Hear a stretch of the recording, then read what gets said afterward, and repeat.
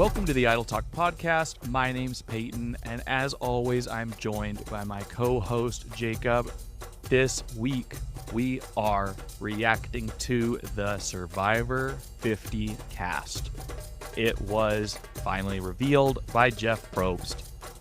Not much in the way of surprises. We'll get into that here shortly. We did our predictions based on rumors and speculation online and what we sort of thought the season could look like. And a lot of what was said in that episode is what turned out to be true. Jacob, not much was a surprise to us when we looked at this cast, but what was your initial reaction to the cast as Jeff listed it out?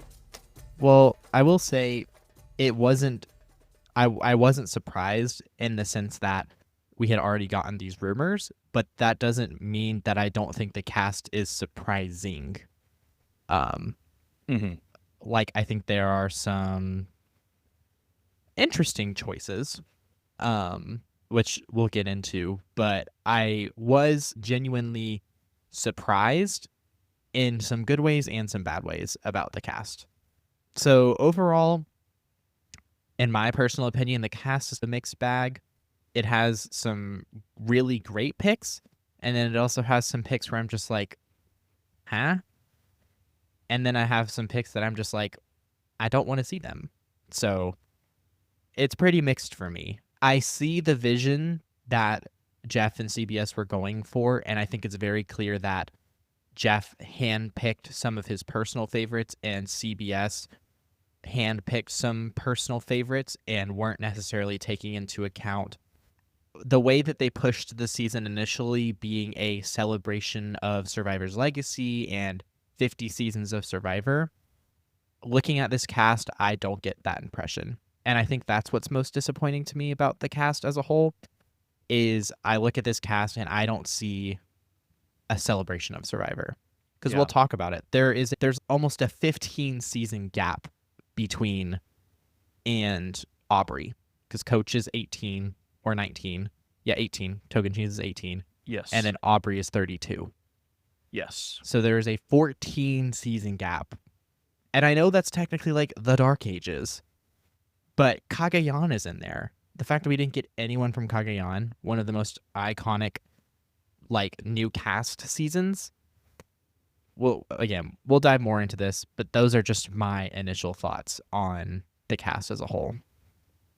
Yeah, it's definitely bizarre that we're not getting anyone from the era that's sort of these, like, forgotten seasons, the Dark Ages, this period between the golden era of Survivor and then the Survivor Renaissance, which, I mean, there's a reason that this period of time is kind of referred to that.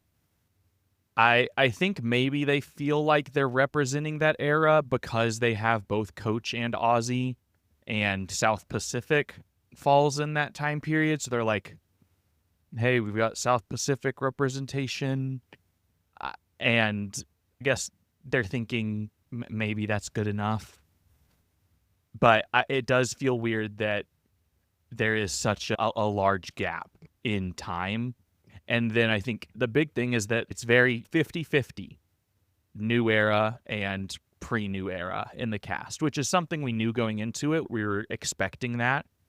But for it to be a celebration of all of Survivor, or I don't remember exactly how Jeff has phrased it in the past, but to be a celebration of the history of Survivor, essentially, it's a little weird to not front load, but I guess to back load so much of the cast with, I mean, to have 5 players from the most recent 2 seasons, one of which we aren't going to see for a few months right now. And that's a huge chunk of the cast. That's almost a sixth of the cast, right? Yeah. To have them be from the most recent 2 seasons, it's a very bizarre choice when you're trying to say that you want this to be representative of all of Survivor.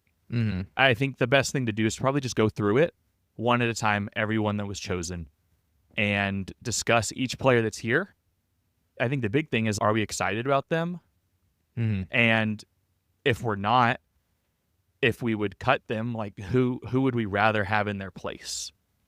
And if we're going to put someone in their place, I think for now, let's try and stay in the lane of CBS and Survivor and put someone in who fills the same role that they're currently filling from a similar era or time period, just so that way it's aligned with what CBS already kind of put together in a season. And then we'll come back with an episode later in this off season where we'll put together an ideal Survivor 50 cast, where we'll put like what we think the actual pick should be. Because I think no matter what, there's going to be snubs. Yeah. If as we go through this and we're like, man, we think that this person shouldn't be here, but we would like, and we want to replace them with someone, there's probably a billion people we could replace them with. But I think that's probably a conversation best kept for another time. Yeah. Well, I think we should just jump right in and I start agree. talking about this cast. I pulled up a list from chronological order just because I think that makes the most sense. And that means, I mean, obviously the first person is Jenna Lewis from Survivor Borneo, and then appeared again in Survivor All-Stars. So she's played twice. This will be her third time playing. And she's going to be the only player on this season, like we said in the previous episode where we were talking about Survivor 50, to have never played the game in a season where there were hidden immunity idols. And so I, like Jenna, personally, I'm pumped to have Jenna back. I am very excited. I know you haven't gotten to All-Stars yet, so I will keep my commentary on why I'm so excited about Jenna to a minimum right now. Her first season was very solid, but Survivor Borneo is a very different game from what every other season of Survivor is. It changes immediately from season 1 to season 2. Richard Hatch changes the game immediately. And so it's hard to look at like her season 1 game and just kind of take that for what it is. But she plays an excellent game in All-Stars. And I'll say I think she should have won All-Stars. And I do not know how she's going to fare in the new era. I don't know how she's going to fare in an era with idols, period. I would have been interested to see her in a returning series or in a returning season pre-new era, just in general. But I am very excited to see like what it's going to look like to have her back after so much time. If she's viewed as I can't imagine she's going to be viewed as a threat, but if she's viewed as a weak link because she's going to have been, I mean, she's going to be older now. She's getting close to 50 and she's not played in so long. And I mean, she has no social media presence. I don't know how much Survivor she watches. She hasn't played in 21 years. Yeah. Like there is so much up in the air with her and her game that it is fascinating to me. I think I think we can kind of talk about what people are like, what they're going to have to overcome the most. And I think what her issue is her story. And I think it's going to be really hard to want to take her to Final 3 and sit there in season 50 when someone who played in season 1. And I agree. I think that is like going to be a compelling reason for someone to say, I don't want to go with her. And I think that's going to be an issue for so many of these like quote unquote legends. Like if Cirie gets to Final 3, there's just no way she doesn't win. Unless she just for some reason played a really crappy game, which Cirie has never played a bad game except kind or of someone she's with just dominates. Yeah. Yeah. So it's like I think there are certain people that are going to have a really hard time to overcome their own legacy. Yeah, I think she's in an interesting spot though where I think there will be people that'll probably think that. But I think there's also going to be people that just probably don't view her as a threat. I think that she's going to go out there playing a trusting game. I think people are going to kind of feel like they know what they can expect from her. And when you're playing with someone that you feel like is predictable, that's someone you keep around. You get out players that you don't trust and that you feel like you can't predict. Like Q is someone that I want to get out right away because he is unpredictable. And I feel like I don't know if I could trust him. Yeah. And so that's why like Q is someone I definitely don't want to have around because he's a liability to my game. Jenna, I don't feel like that. But she might be, but perception, I don't think that would be my perception of her. After Jenna is Colby from the next season. I am fine keeping him, except we needed him with Jerry. The fact that he's not here with Jerry, he can be cut for all I care. I think him and Jerry we talked about this in the last episode too, so we're just repeating ourselves, but him and Jerry have played every single time together. I think it is a crime that they are not playing this time together, especially it being season 50. I understand that Jeff loves him, but I personally, I think he had one really good performance and then flopped. And so I think Colby's Survivor time is done. I would have really only wanted to see Jerry end him one more time. So that's the only reason I would have wanted him on this season. So the fact that Jerry isn't here, he can be cut, in my opinion. Yeah, I was going to say the same thing. It's like, if we're going to cut Stephanie and replace her with Jerry, then Colby can stay. Yes. And I would personally, well, we're going to talk about her next, but I would personally cut Stephanie. That may be a hot take, but I would personally cut her. Well, you haven't seen 2 of her seasons. I know, but I don't care. I am going to agree with you when...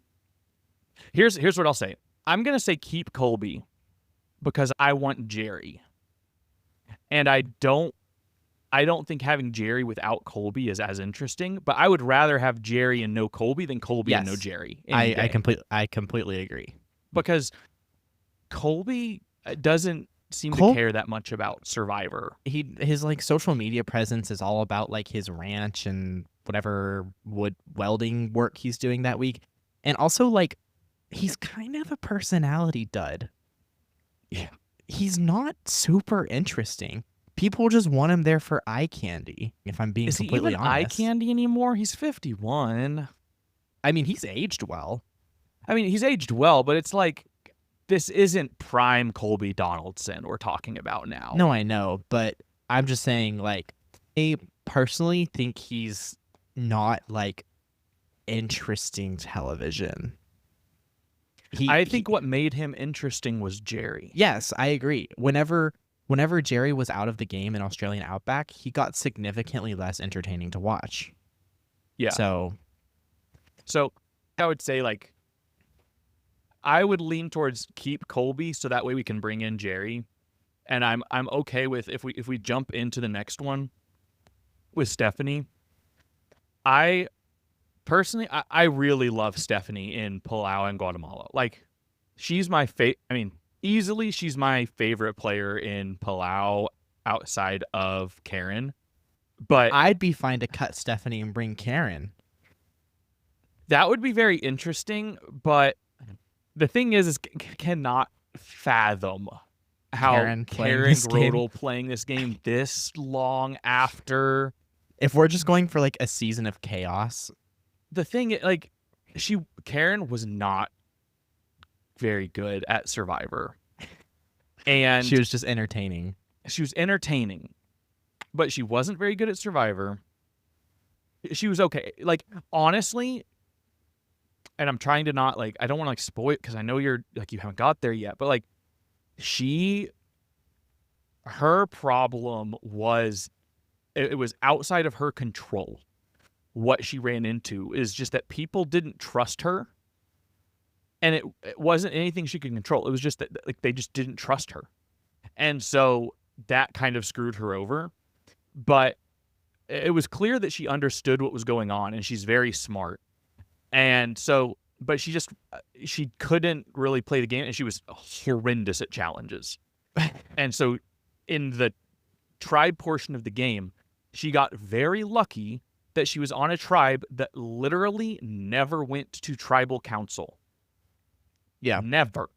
I guess they went once when they had a double tribal, and then she got lucky that the time that they went, they had an old man on their tribe who got injured. So she just got very lucky that she made it to the individual portion of the game. So yeah, I wouldn't bring Karen just because I think that would be crazy, but I think it would be fun. Mm-hmm. Stephanie, though, she's the best part of that season. There's a reason they bring her back the next season immediately. And she's one of the best parts of Guatemala as well. The problem with Stephanie, I think, though, is like Stephanie's just to me, she kind of just comes across as like just there for the challenges. And like she's really good at the challenges. And she just like wants to play Survivor. Like she really wants to play and really, really wants to compete. But she's not there and playing like strategically. Like her strategic game isn't all that strong. In Palau, definitely, at least from what we see.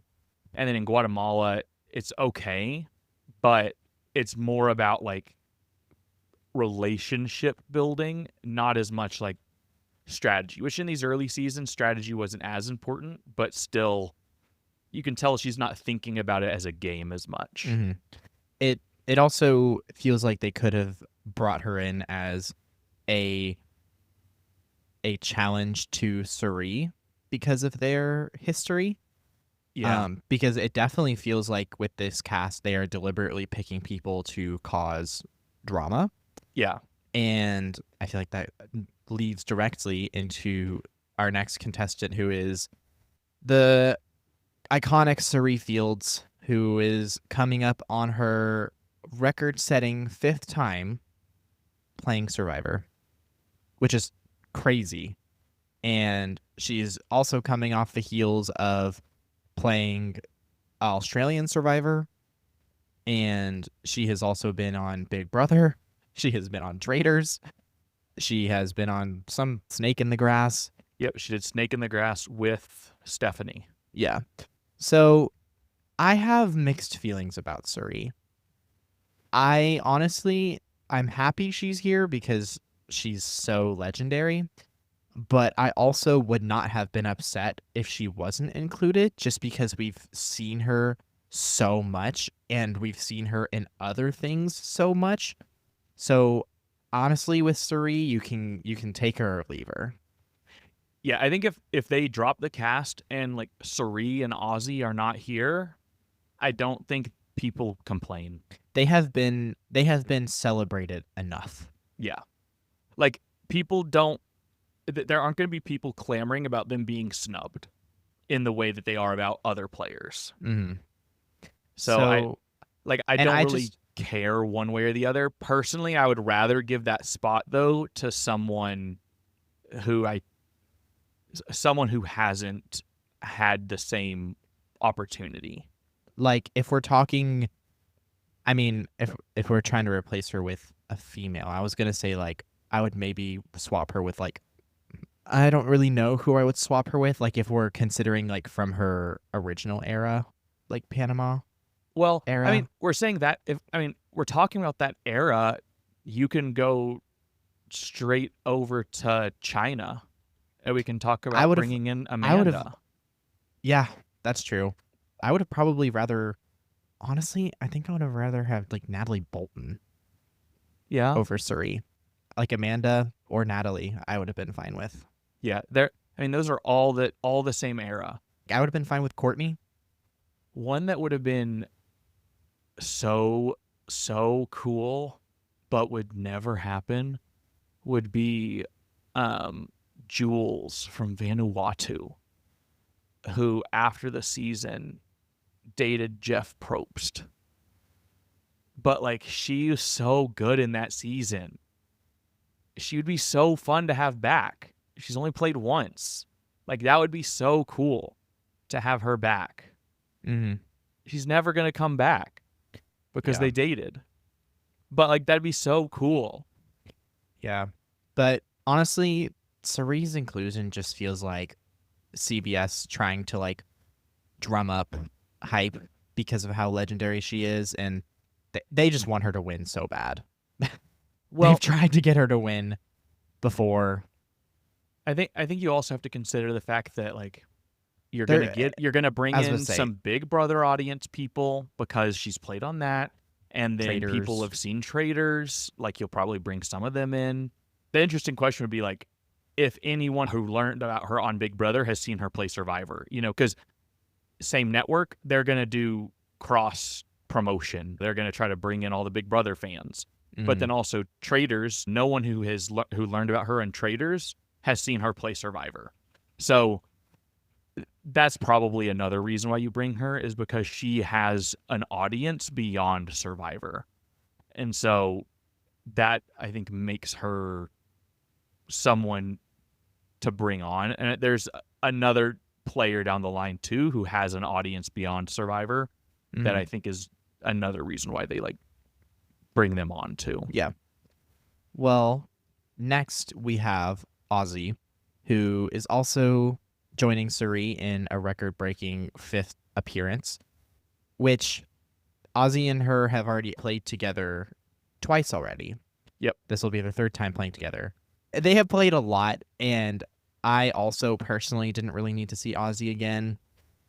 I think he has had his time, and he's just feeling like the typical challenge beast archetype, and everybody loves Ozzy. How dominant is he gonna be? I was going to say, he's old. Well, he's not old. He's not 43. old, but he's like, I'm wondering, but it's like, to be fair, a lot of this cast is around that age. So 40s it's like, and 50s, yeah. He might be still pretty dominant, but I'm wondering, like, I mean, he is not Cook Island's Ozzy, right? No. I do want to, I mean, he's not even going to be, I'm not expecting him to be Game Changers Ozzy. I mean, that was season 34. This is 50. Yeah. I'm looking at the picture in this article, like it has their first appearance picture, or maybe it's their most recent. I think I don't know.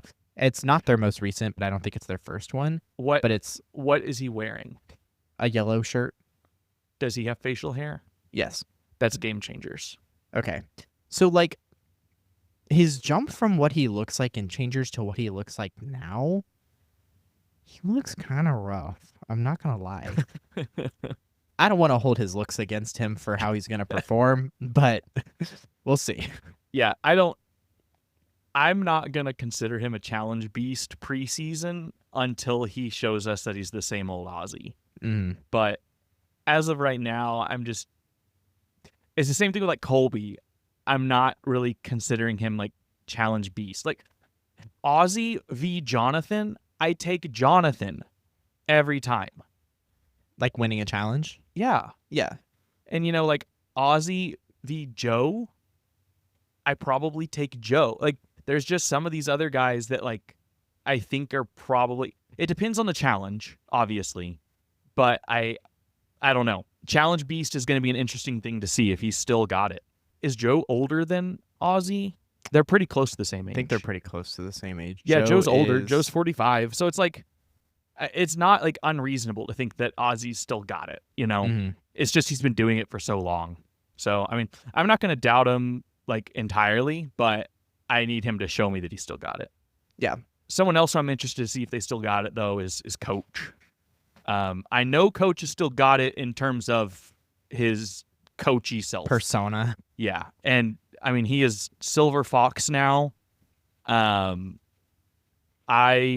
am just so curious what era of Coach we're going to get. I'm just interested to see how Coach operates in the new era. I think that's what he I'm won't most be able to form a interested in. cult. That's not going to happen this time. No. And, like, I just want him and Emily Flippin to have a conversation. That will be interesting, yeah. I think that'll make 50 for me. So, I honestly, with Coach, take him or leave him. I think he's been great, but then I also think he's been like meh. I mean, Coach, I think Coach has always been solid, and Coach almost won South Pacific. So it's one of those things where it's like Coach is a good player, and he clearly knows Survivor. He's just an all-time character, and you either love that or you hate that. Personally, that he's one of those ones on the cast that, like, when it was going out online that like Coach was going to be on the cast, that was one of the ones that was the most unbelievable and is the most shocking and out of left field people on the list to me, where it's just like, yes, really? Like, nothing against Coach, but Coach? Just, it feels so random. Mm-hmm. So it's like, I would if we're saying like who would we rather pull on the season, I would rather just straight up sub Coach for Tyson. If we're gonna say same credentials, I mean, Tyson has played the same number of seasons. Tyson has actually won. I think Tyson's a better player. I think Tyson's more interesting. And I would just rather have Tyson than Coach. I would rather have Fishbach. If we're looking at Token Jeans, there's a ton of players from Token Jeans I would rather have than Coach. Hell, I would rather have JT than Coach. If we're talking like, I mean, even bringing back winners, like that would be so cool. Bring back JT? That'd be so random. First time since Heroes vs. Villains? That'd be kind of crazy. That would have definitely been one, like if they brought back JT, that would have been one that like shocked me for sure. So Coach is one that I would probably cut. Next we have, so now we have like a big jump. We have Coach, who played in 18, to now we have Aubry Bracco, who played in 32. Yes. I'm fine keeping her, but if she was cut, I wouldn't want to replace her with someone in this. I would want to replace her with someone from the 20s, because I don't know why we just completely skipped that era. And in my opinion, her inclusion, like, I feel like she is one of the most popular players that people like to call robbed. And so I think, in my opinion, that's kind of why she's had so many chances. Were Game Changers and Edge of Extinction, those weren't back-to-back, were they? No. They were pretty close together, 34, though. Edge of Extinction was 38. Yeah. So they were pretty close. So, I mean, she played 32, 34, 38. Yeah. So, I don't know if anyone has played that many times in that short amount of time. Like, we'd have to look at the distribution, but that's a lot of Survivor in a very short amount of time. So, I like Aubry. I think that her spot could have been better filled with someone in the 20s. Yeah, I agree that, like, if we're saying, like, pulling from somewhere else in Survivor, I think that that's probably a better place to pull from. I think Aubry is a great player, especially in Koh Rong. Like, I think that she has an excellent season. I think that season has one of the best final threes of any season, where all three players sitting there had a legitimate case to win. And I think if any of them win, it's justified, and you feel like the other players are probably robbed. So it's one of those things where, but she was far and away one of like the most heavily edited players that season, and so she was just one of the favorites. And she was just a fan favorite player, and so she's gonna keep coming back because people love her. And it's one of those things where it's like Cirie. She's kind of a modern Cirie in that way, where she's a fan favorite player that everyone loves, and they want to keep bringing her back and giving her another chance to seal the deal, and she hasn't been able to do it. I think they brought her back mostly because of Q. I think that honestly The probably one-sided factored beef. in is because Q, I think, is terrified of Aubry based on how much he wanted to vote out Mo in 46 because her favorite player was Aubry. And so I really hope that comes up. And I really hope that Q and Aubry are on the same tribe. Like starting out. I think I think they gotta be. It's too poetic. I think they're absolutely putting them on the same starting tribe. Yeah. And if they do, I think Aubry's out fast. So fast. You think Q ends her? Oh, absolutely. I think Aubry, if Q and Aubry are on the same tribe, if we find that out, Aubry might be my pick for first boot, unfortunately. That might be my hot take. Because Q has this way of getting people to vote with him. Well, just of dominating conversation and getting his way. And you have to have a bunch of other strong personalities around to say no. And I don't think a tribe of 8 is going to be enough people necessarily, unless there's other strong personalities there. It's going to have to probably come post-merge, where you're going to get people that'll say no to his ideas. So, yeah, Aubry, Q, super interesting. Do you want to introduce who's next? So next is Chrissy from Survivor Season 35, the introduction of Final Four forced firemaking. Say that 3 times fast. Which is heroes versus hustlers versus healers. No, it's heroes versus healers versus hustlers. Yes, that's what I said. No. I know. I've not seen this season. I haven't either. So I but, have I no know her opinions story. on Chrissy. I know her story. Like, I know about the season, so I'm not surprised she was included. I know that people think she was robbed. Yes. That's all I know. So I'm not surprised she was included at all. But yeah, I don't have a lot to say about her because I have not seen her season. This is one of those seasons that when it came out, it was just one of those ones that I missed when I was in high school. And so I've just never seen this season. Yeah, I mean, I've heard, and it's one that I'll have to see a, before 50. I've heard it's an average season, and a lot of people don't like Ben. So, but a lot of people do like the next contestant, Mike White. Yes, I have them in alphabetical order. Oh, within the season. Yeah, oh, but well, we can go straight to Mike White. Let's do it.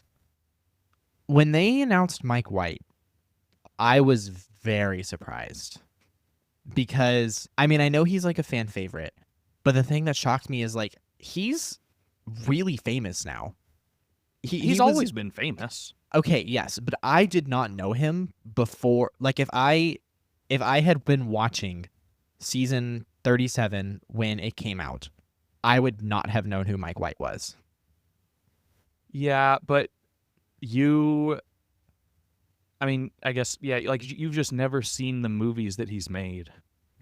But I feel like it's not super, he's not like, yes, he is famous, but he's like, before White Lotus, I would not say he was like. Yeah, he wasn't like a household name. Like in if the you way go up he to, is if now. you went to anyone on the street and say, hey, do you know a Mike White movie? Most people are going to say no. No, but if you go up to a middle-aged person and you say, hey, do you know who Ed Schneebly is?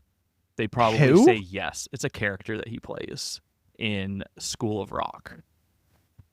So it's like, it's one of those things where people knew who he was and knew the movies that he has produced or directed or been a part of and written and all that stuff. But it's not that he had the same, it wasn't like the name and face recognition that he has now with White Lotus. Like White Lotus has really taken him to another level for sure.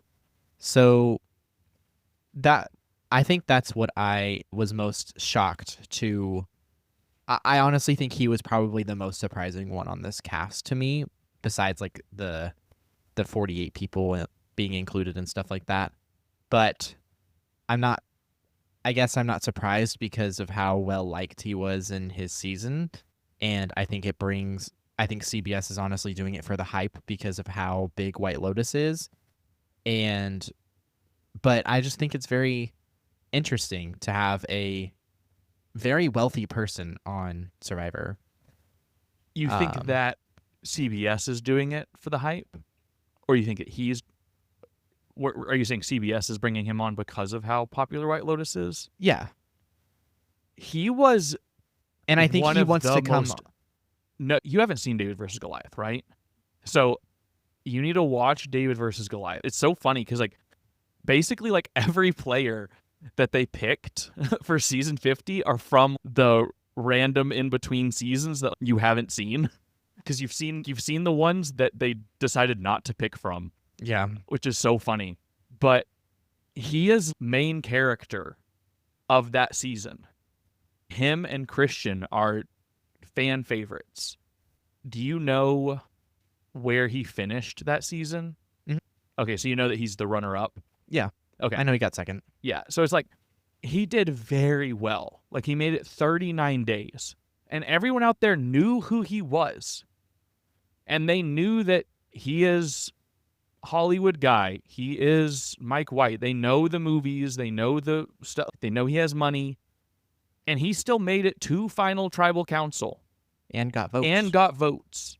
Like, that is so impressive that he was able to do that. And so it's one of those things where he did all that while being one of the most entertaining people out there. And he had said while he was out there that everyone in quote that, clip is like everyone in the industry like wants Oscars. He just wants to win Survivor. Like he's just such a Survivor fan. I guarantee you. And Jeff said that he's been begging since his original season to come back. And even after White Lotus blew up, he was still saying that he wants to come back. That's why he puts Survivor players in his seasons. Like he just loves Survivor. So I think from his side, he just wants to be there. Like he was just like jumped at the opportunity.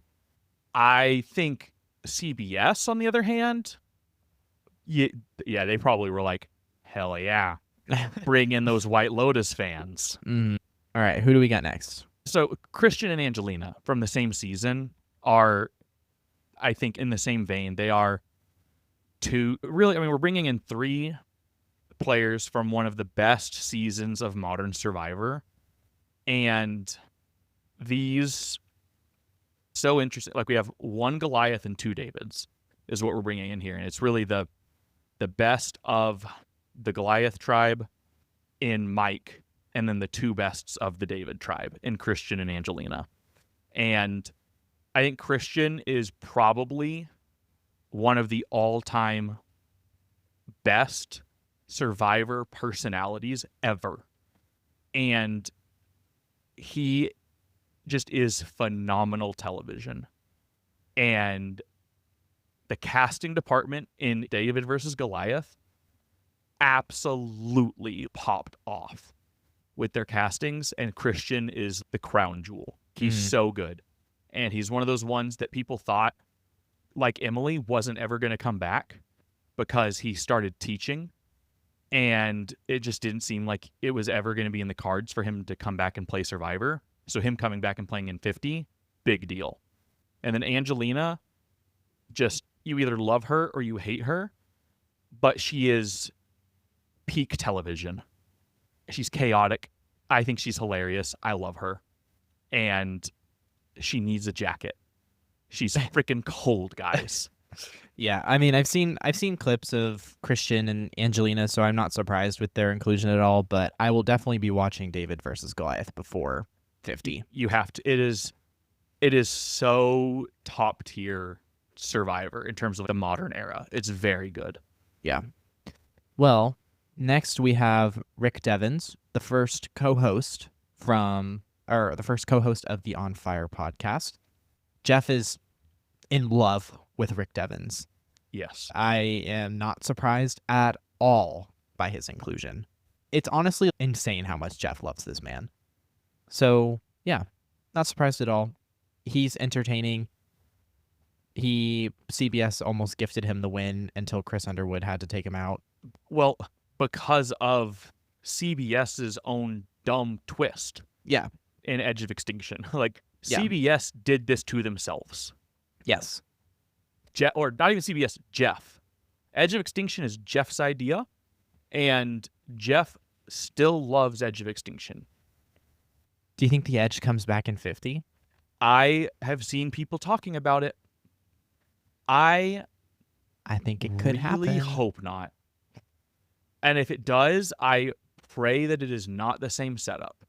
At the very least, it is one challenge at the merge, and that's it.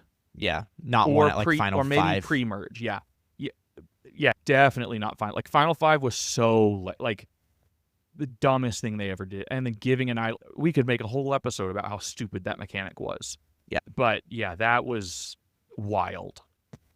I think there's a way to make that mechanic work, but I think there's a good chance they do it because they did it on 40. I think they could do it on 50, but they gotta fix it. It's not good. Mm-hmm. Yeah. I personally would keep Rick. I would too. I want him back. He's only played once. Anyone who's only played one season, it's hard to be too upset about them being there because they are there. Yes. It usually is because of an overcrowding of other players, which we'll get to in a little bit. Yes. So now we're going to start talking about new eras, and I think with the new eras we can talk about them a little bit quicker just because they're more recent and we talk about the new era way more than we talk about the old era. Yeah. So the first new era player is Jonathan Young. Again, another player Jeff is like obsessed with. You can't deny his challenge acumen and potentially being the most physically dominating to at least in the new era, if not in all of Survivor. So his inclusion was not a shock to me at all, but I think there are better new era picks. I don't know many other new era picks to fill this archetype of like a challenge beast, but I think there are many new era men who I would want to see before Jonathan. Yeah, it's hard to fill the hole that removing Jonathan would create if you're wanting to like have that challenge beast, because he is that on kind of another level. But I do think that there are a lot of other players I would rather have back than Jonathan on Survivor 50. If it's New Era All-Stars, I want Jonathan there. I think Jonathan being there, 1,000%, I'm okay with it. I think Jonathan on even New Era versus Old Era is perfectly okay because you need you kind of need a challenge beast. Like, I think that I could maybe get there depending on the way the cast shakes out. But there are definitely other players I want over Jonathan. And even from 42, I would rather have Omer. Yeah. Agreed. But I would not call him a challenge beast, unfortunately. No. The next player, we jump straight from 42 all the way to 45. So from 41 to 44, only one player. Mm-hmm. All the rest in the new era are 45 and after. Yeah. So the two players from 45 are Dee and Emily Flippin. So Dee, obviously we have talked about Dee a lot on this podcast. Dee, I think, is the best new era winner. I love her. I personally don't have a problem with her being here.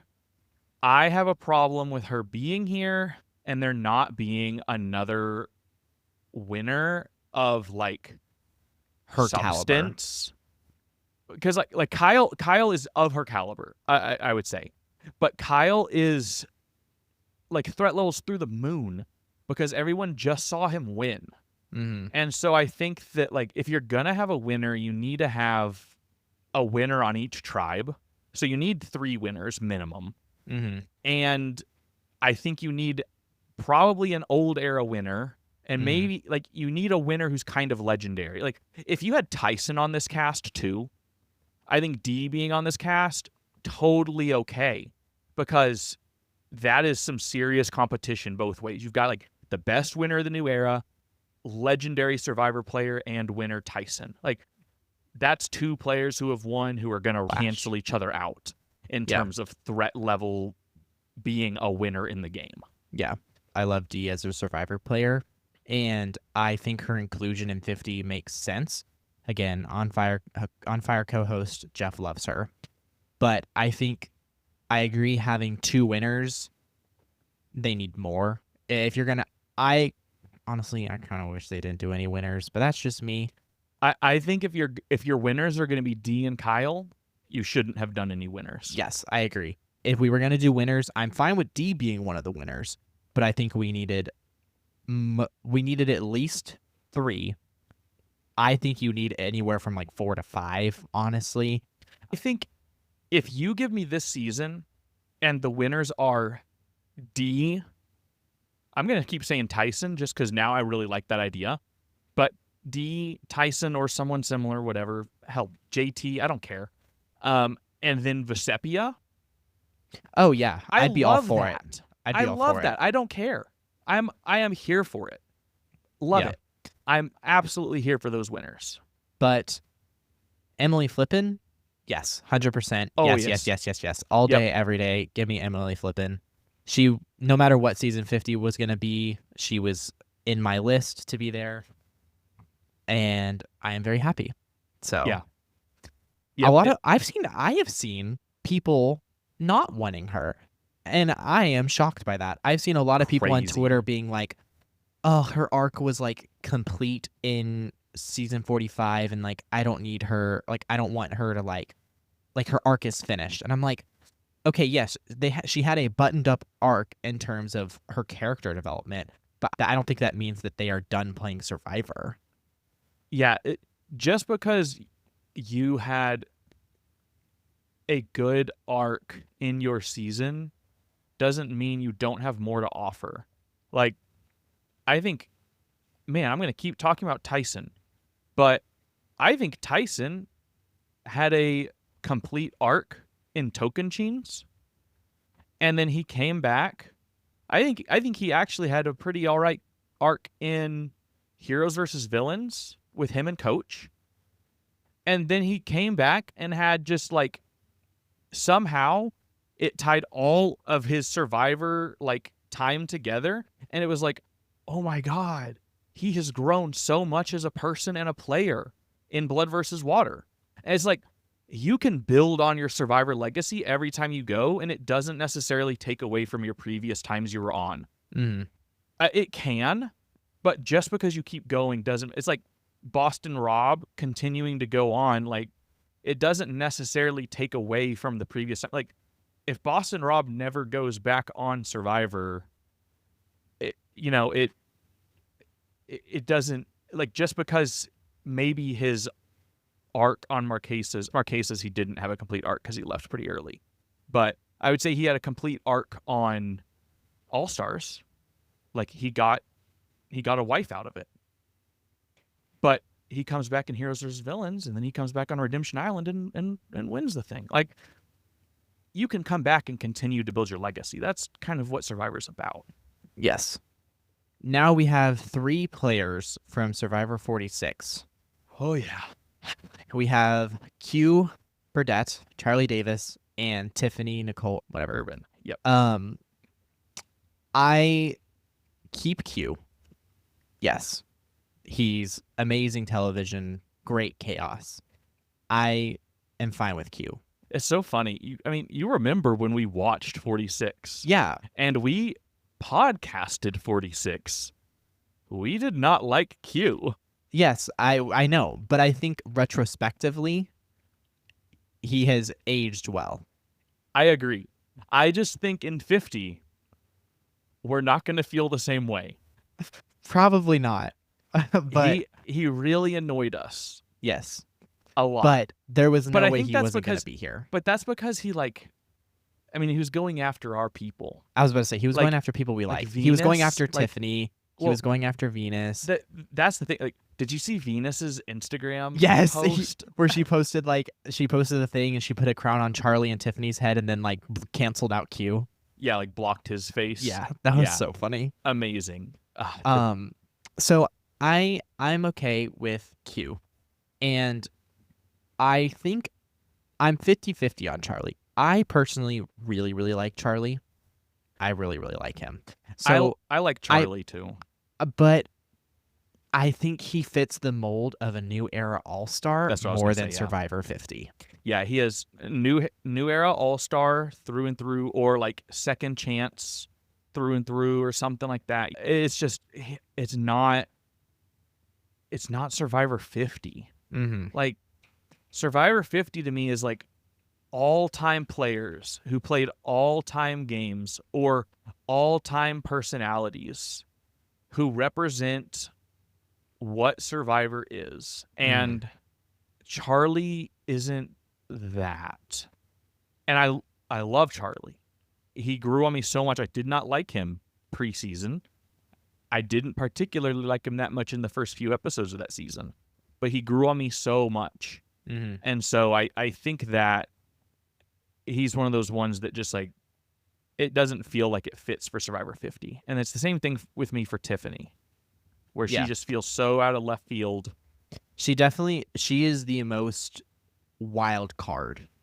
I mean, she's the lowest placing of everyone here, Yes. like on And this that's cast. and that's not necessarily a bad thing, because I do feel like she made a very good impression in her time.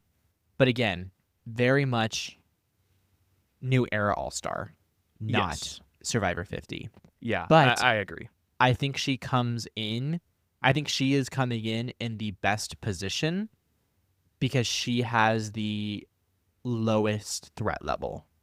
Do you think she has a lower threat level than Rizgod and Savannah? Well, no, I'm not really counting them, but Because I'm thinking like heroes versus villains, like Russell. yeah, Nobody knew who Russell was.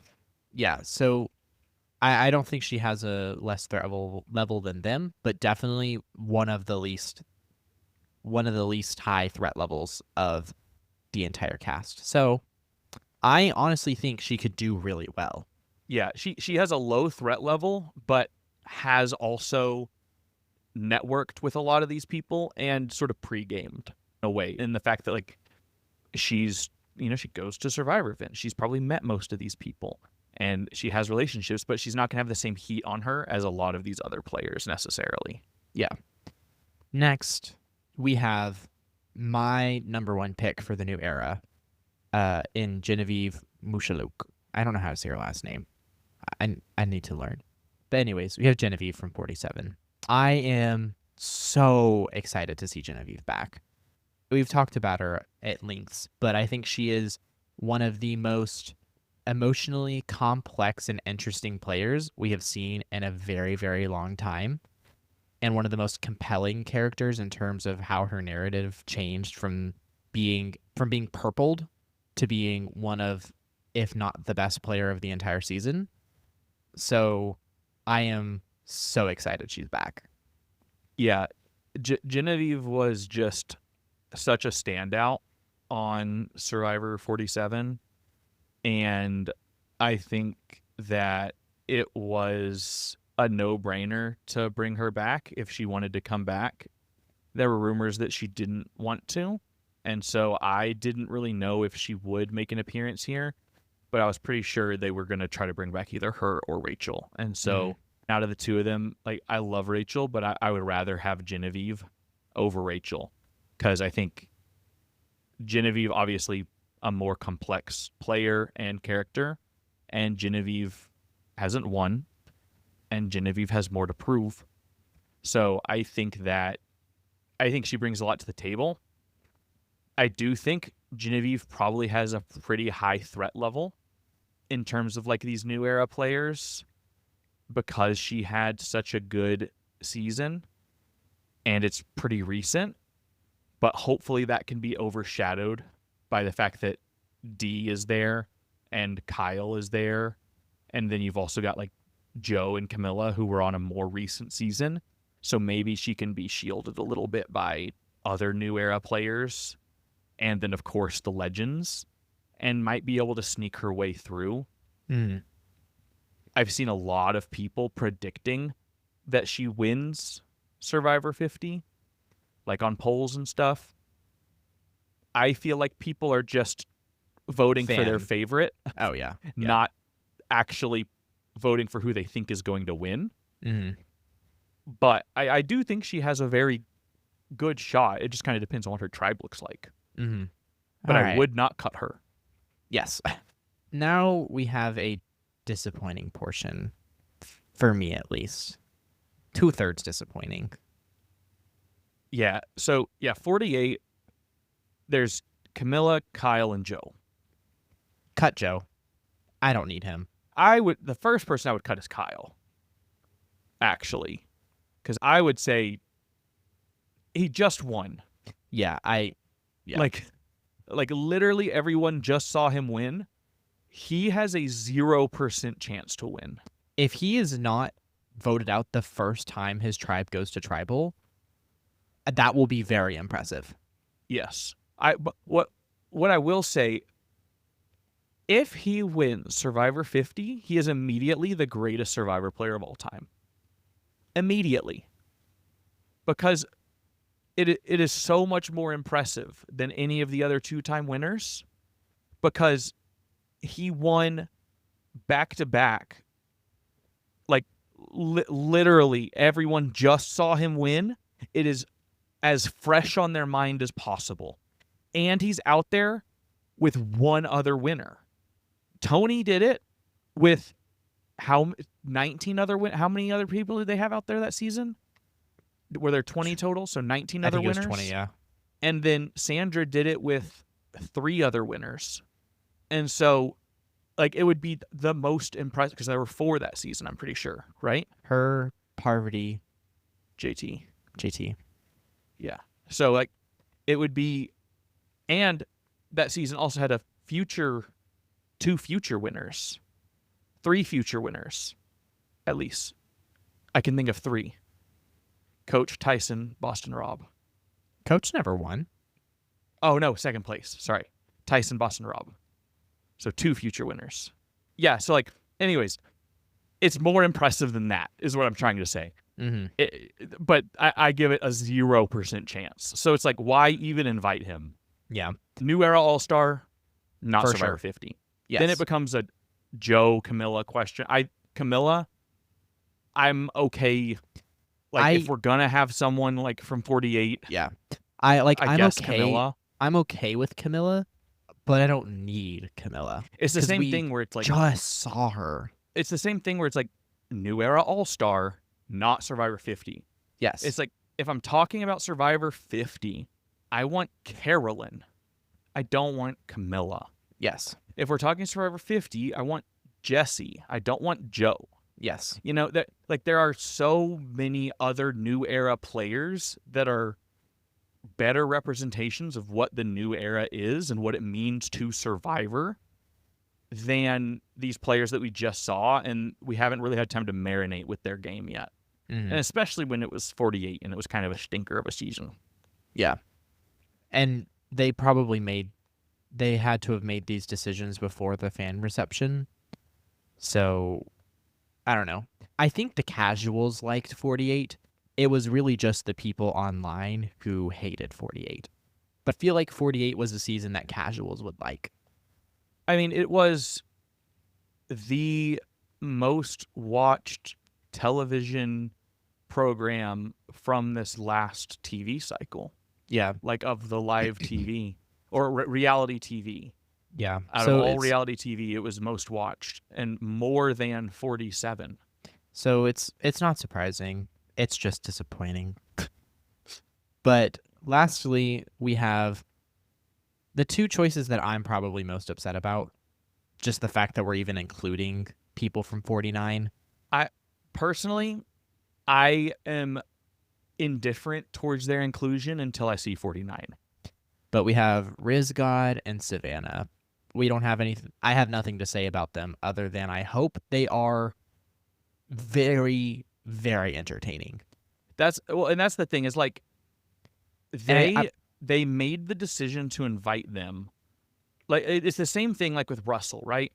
They were not planning when they were planning Heroes versus Villains, they were not planning on hey, there's this dude that we have on Samoa. We're going to also have him on Heroes versus Villains. But as Samoa was happening before their eyes, they were like, oh, this guy is like kind of a horrible person, but also like The greatest one villain of ever. the best characters we've ever had. And he's actually like changing the whole game. And like, this is insane. We've never seen this before. We have to have him on next season. He is amazing TV. Everyone's going to be obsessed with him. And so they had to have him back. Yeah. And so I think that and then it's like the same thing where it's like with All Stars, like they had Rupert back immediately after Pearl Islands.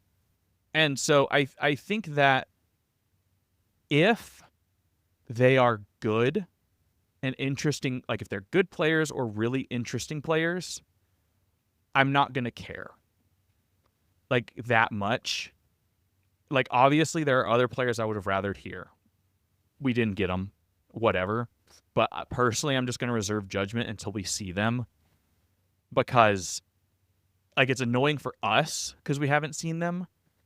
But from Jeff and CBS's perspective, they had already spent a month with them, and they thought they were good enough to be like, hey, do you want to run it back right now? Mm-hmm. And they were down to immediately run it back, which is also crazy. Do you think one of them is the winner? No. No. I give them both a... Okay, actually, that is an interesting thing. I think if one of them is the winner, I think it's Savannah. I agree. I do not think it's Riz God, because he's been visible in the pregame marketing a lot. So I don't know if they do that with the winner right now. But we were saying we think there should be 3 winners, right? And I think that makes sense. So part of me thinks like, okay, maybe. But I just don't think they see someone like they win their season and then they're like, hey, do you want to go out here and play with all these Survivor legends? None of them are going to know that you just won Survivor. I just feel like that gets into like some weird territory. Unless they tell them. But then that makes them just as much of a target as Kyle. But I think it would be unfair for them to come in. It's like the Russell thing. They literally they knew nothing about Russell. They just knew that he played in the season before. They're like, hey, there's like, this dude. He's a villain. I think it is a little... They have an advantage because nobody knows anything about them. No one knows anything about the way they played. And so they have kind of an unfair advantage in the fact that nobody has any preconceptions about them. Or the other thing is a big disadvantage. Yes. Because all these other players know each other. Like, and some of them have known each other for 20 years. Yes. And these guys are going to be literally the new kids on the block, even newer than Joe and Kyle and Camilla, who have been new kids on the block for 6 months.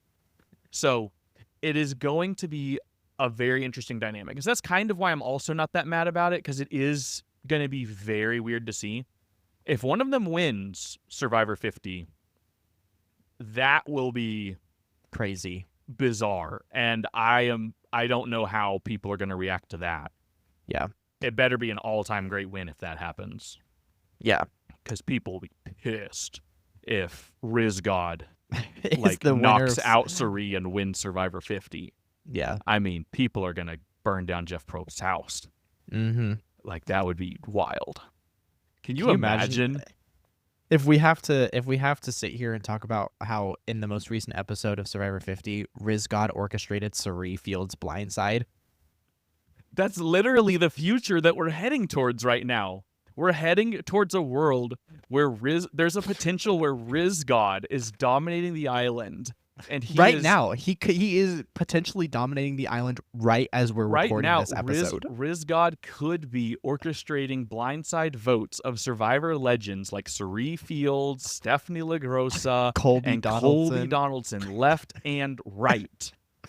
Honestly, I hope Riz God takes it if he's able to do that. Legitimately, that's the thing, is like, is this a perfect cast? Absolutely not. Is it going to be chaos and incredibly unpredictable? Yes. Absolutely. So I don't know what to expect. And so what I do want to ask, like, the thing that I guess I want to end on, unless you have anything else, is right now, because I think we'll do another episode where we like kind of maybe think through it a little bit more, but like right now with your gut, they're filming it this moment. Who do you think is already at Ponderosa? Like, who do you think's the first boot? And who do you think is going to win? Just your gut. I think Kyle or D is at Ponderosa. I think I find it really hard that they're going to let the winners go far. It happens. It has happened. But I think it's going to be really hard. And I honestly, if they're smart, I think Cirie is gone early. So those are probably that was more than one person. Okay. And only one person can be voted out first. Fine. As we know right now. I will honestly. I think they're going to be voting out 2 people an episode. Yes. But so I will lock in Kyle and D, then the 2 winners, because I think that's most likely. Okay. And then my winner, I'm calling it now. I think the winner is going to be a new era. Yeah. I think they could band together, and they are familiar with the format, so they at least have a little bit of an edge on the older players because they kind of know what to expect in a sense. So, honestly, I think it's going to be a new era person who wins. Like what happened in Winners at War. All the new winners teamed up on all the old winners. Yeah. So, I think it's going to be a new era winner. I think it's going to be a woman. I think it's going to be new era woman. So I would. So your options are Emily, Tiffany, Genevieve, and Camilla, is what you've narrowed yourself down to here. Yes. Honestly, I kind of want to go Tiffany, just because she's so like out there, and it's like I saw an episode about it, or not an episode, a TikTok about it, how she's very much like the Wentworth of this season, and Wentworth would have won if she made it to. She got eliminated at Final 4, and if she would have made it to Final 3, she would have won. And she gives me like that kind of vibes this season, and so honestly, I think I'm gonna pick Tiffany right now. Tiffany's definitely my dark horse. Like I could totally see it. I think like part of me really wants Tiffany. I'm gonna go right now, and I'm just gonna bold take, because if I'm right, I want to have a record of it, because it would be epic to get it so far in advance. Bold take: Q and Aubry are on the same tribe, and we know Q is a challenge loser in the tribe phase. So they're going to tribal, and that means Aubry is going home first. Aubry Bracco, first boot. Sorry, Queen. And the winner of Survivor 50, you heard it here first, is... None of them feel like a winner to me. I know, but that's what I was thinking. Like none of them like shout winner. And so that's where I need to just pick the person that like I think is going to kind of just go along the whole way and not make waves, and no one's going to really look at. And like Tiffany feels like that. I'm not going to pick Tiffany. Genevieve feels like that, but that feels too trendy. I feel like none of them feel like the winner.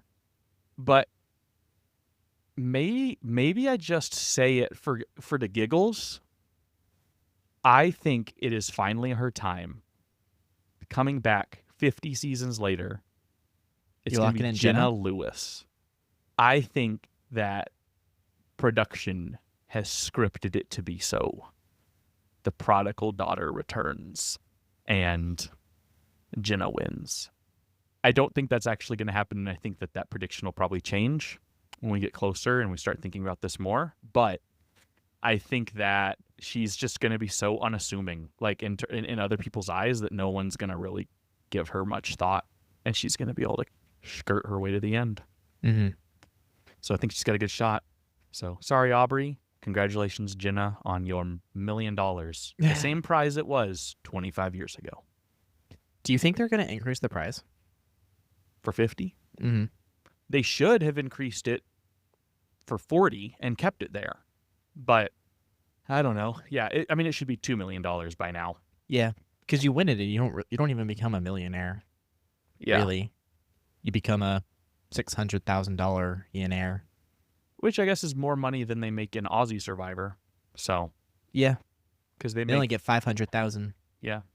Australian dollars, which I think is worth less than an American dollar anyways. Yeah.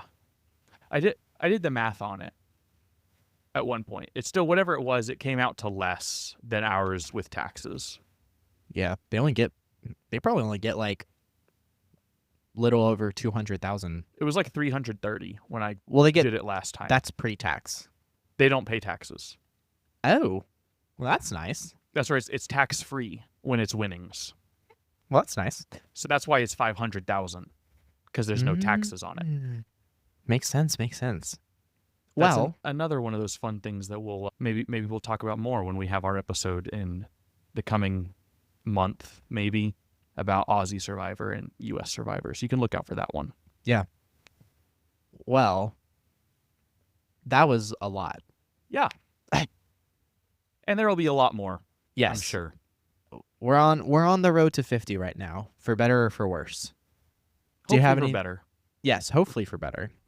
But do you have anything else you want to say about the cast of Survivor 50 as they are currently in Fiji? No, I don't think I have anything else I want to say right now, because I have a lot of thoughts, but I'll probably reserve those for future conversations where we're diving into how we would improve the cast or alternate casts, or speculating more on like the game performance, like leading up to 50 and that sort of thing. So I'll probably save a lot of that for later. Mm-hmm. But I do have lots of thoughts. Yes. Yeah, we both have lots of thoughts. But that will be all of our thoughts for today on the cast of Survivor 50. So if you enjoyed this episode, we would really appreciate a rating or review wherever you're listening to this podcast, as it helps us grow. You can follow us wherever you're listening to stay up to date whenever we release new episodes. And you can also follow us on social media at Idle Talk Podcast on Instagram, Twitter, TikTok, all that good stuff. And we will catch you in the next one.